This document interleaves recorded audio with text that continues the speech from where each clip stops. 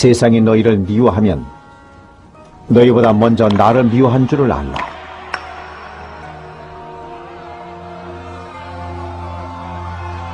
너희가 세상에 속하였으면 세상이 자기의 것을 사랑할 것이나 너희는 세상에 속한 자가 아니요 도리어 내가 너희를 세상에서 택하였기 때문에 세상이 너희를 미워하느니라. 내가 너희에게 종이 주인보다 더 크지 못하다 한 말을 기억하라.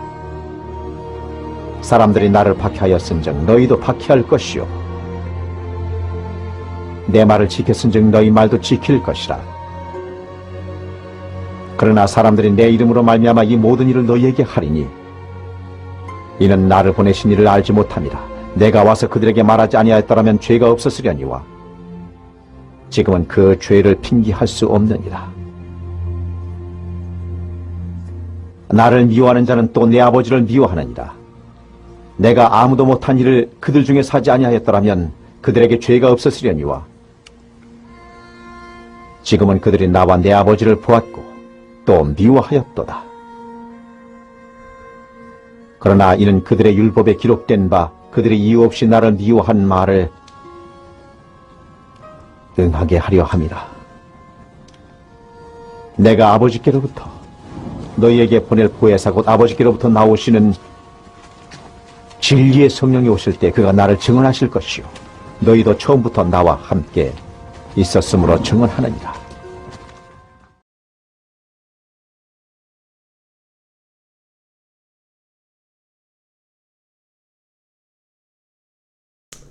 안녕하세요. 빛을 담은 교회 이정훈 목사입니다. 한 주도 잘 지내셨어요? 오늘도 우리에게 주시는 귀한 말씀을 통해서 우리 한 주를 또한 열심히 선한 싸움을 싸워나갈 수 있는 저와 여러분들 되기를 간절히 바랍니다. 오늘 말씀을 보니까 예수님께서 이런 말씀을 하셨어요.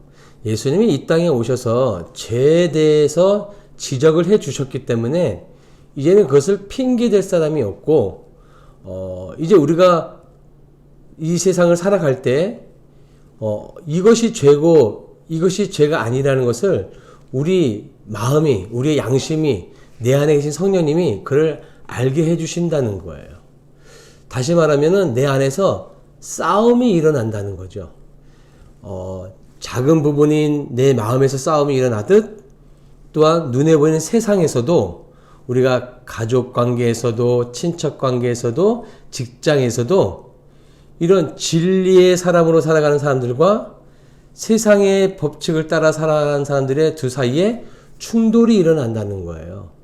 오늘 그 말씀을 해 주시는 건데 우리 오늘 말씀을 한번 보겠습니다. 요한복음 15장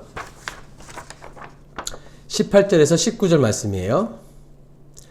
세상이 너희를 미워하면 너희보다 먼저 나를 미워한 줄을 알라.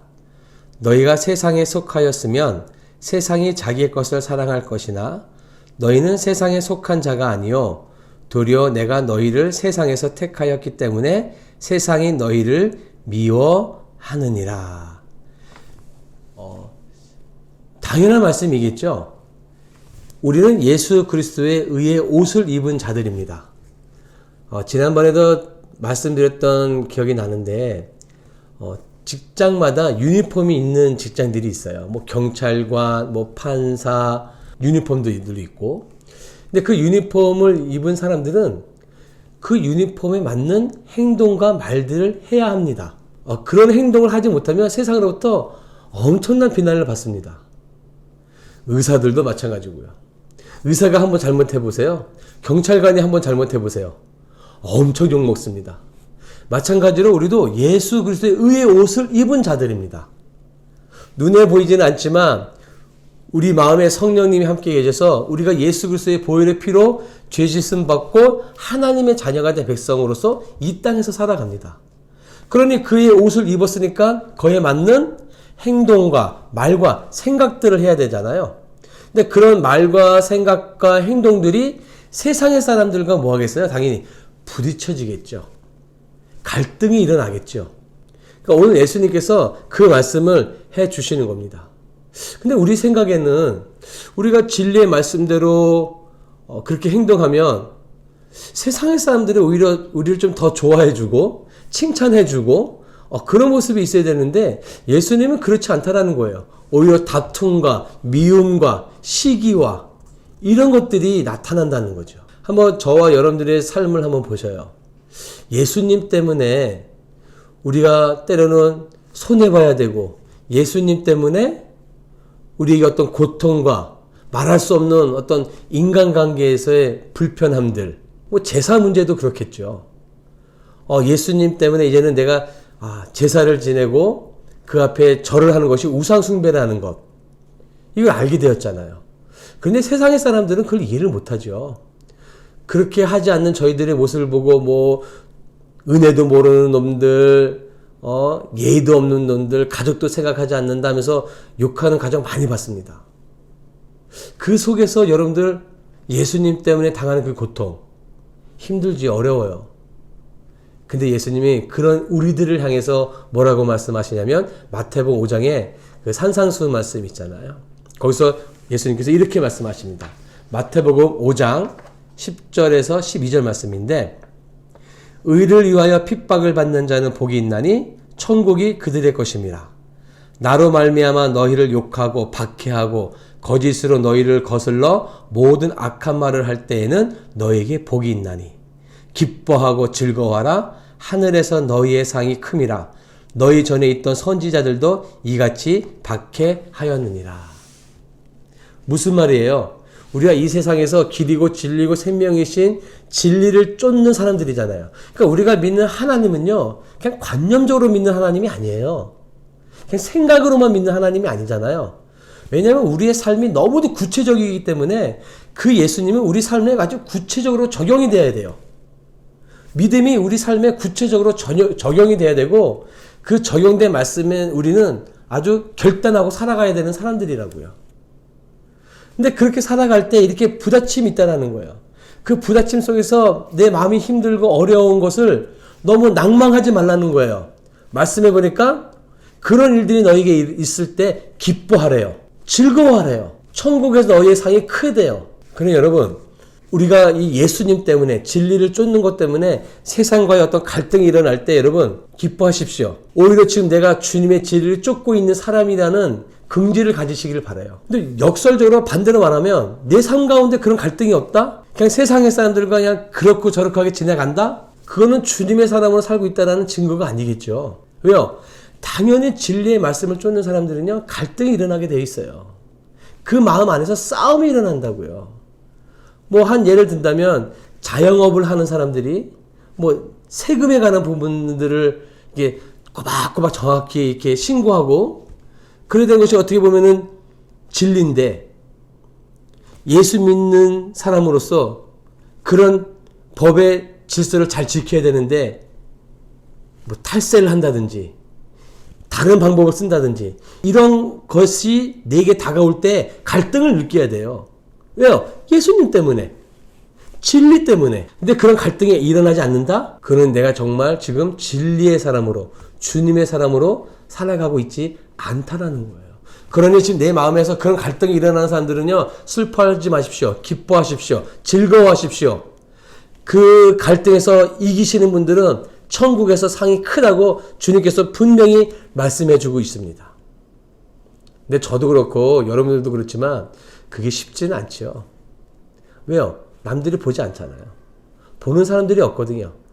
보는 사람들이 없다라는 것은요, 내가 눈만 딱 감으면 해결할 수 있는 것들이에요. 그래 다시 말씀드린다고 한다면 이거는 내 힘으로 하기에는 너무 힘들어요.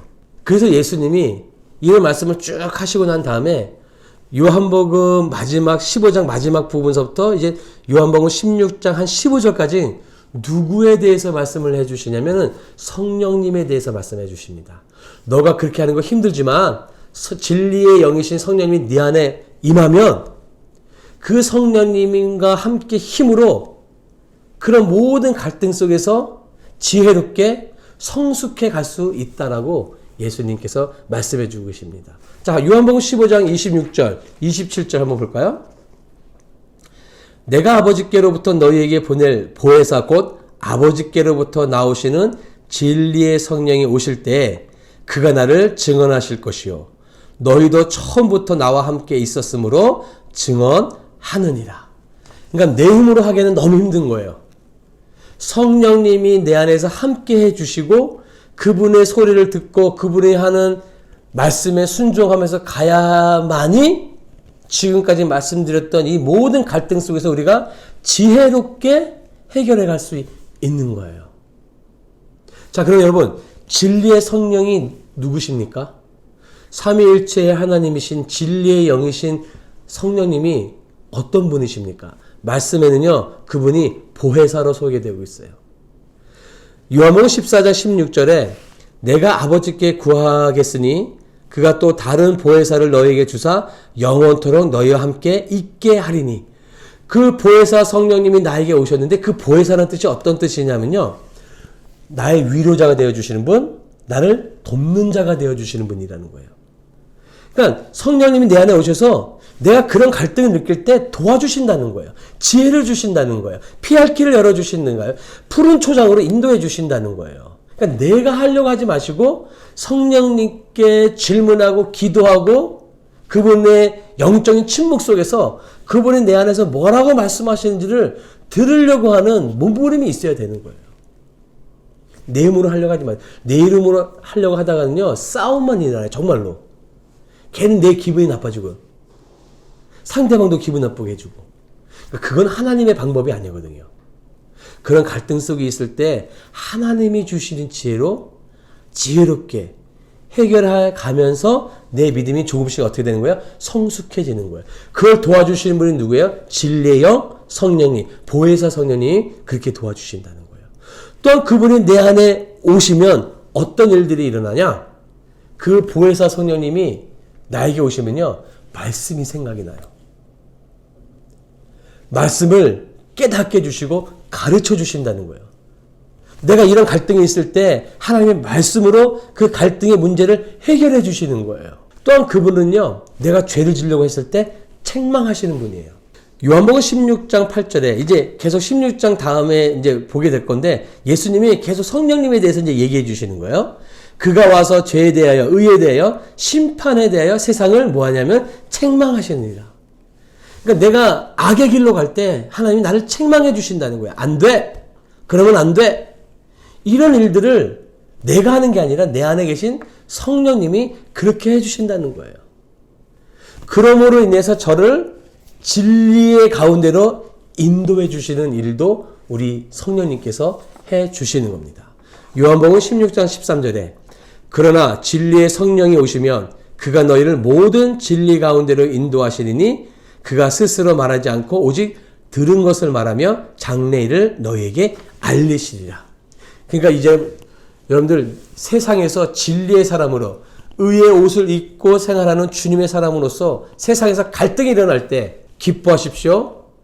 또한 성령님께서 내 안에서 나에게 말씀해 주시고 가르치시고 책망해 주시고 진리의 길로 인도해 주시는 그 성령님을 의지해서 이번 한 주도 주님의 사람으로 세상이 감당할 수 없는 사람들로 살아갈 수 있는 저와 여러분들 되길 간절히 축복하겠습니다. 기도하겠습니다. 사랑의 하나님, 우리에게 용기를 주셔서 이 세상에서 예수님의 길과 진리고 생명임을 따라갈 때 많은 갈등들이 일어날 때 힘듦이 있을 때 어려움이 있을 때 진리의 영이신 성령님께서 도와주셔서 진리의 길로 바른 길로 인도함 받고 복받는 주님의 사람들이 다 되게 하여 주시옵소서. 그런 삶 가운데서 하나님께 영광을 돌리는 예수님의 귀한 제자들이 다 될 수 있도록 예수님 인도하여 주시옵소서. 감사합니다. 예수님의 이름으로 기도합니다. 아멘. 며칠 전에 차를 타다가 문득 이런 생각을 좀 한 적이 있습니다. 제가 목사로서 말씀을 선포하고 또한 성도들도 그 말씀을 듣고 이제 주일날 귀한 말씀을 듣고 한 주를 살아가는데 어떻게 삶 가운데서 이 말씀을 능력 있게 살아갈 수 있을까? 뭔가 구체적인 방법들로 우리에게 아주 세밀하게 이렇게 다가오시면 얼마나 좋겠어요. 그런데 그게 쉽지가 않고 주님 말씀을 붙들려고 하더라도 때로는 세상의 길로 빠지기도 하고 악한 생각을 하기도 하고 그런 생각들을 하고 있는 가운데 문득 아까 말씀드린 것처럼 하나님이 말씀을 생각나게 해주시더라고요. 뭐라면 여호와를 기억하라. 기억하라. 생각하라. 기억하라.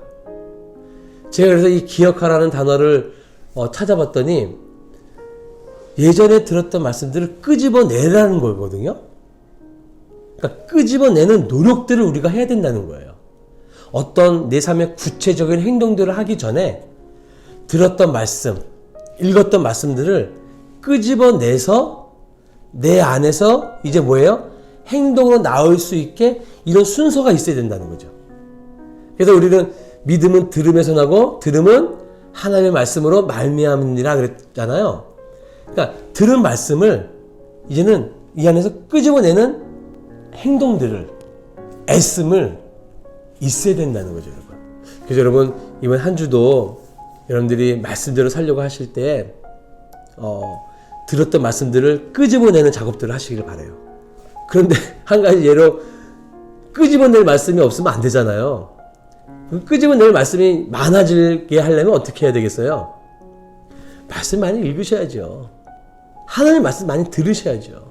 그래야지만 내가 생각해서 끄집어낼 것들이 많아지잖아요. 또 끄집어낼 것이 많은 사람들은요, 감사가 많아져요. 여러분 한번 경험해 보세요. 이 하나님의 말씀을 기억해서 내 삶 속에 적용하다 보면 감사가 많아집니다. 불평보다는 감사가 많아지더라고요.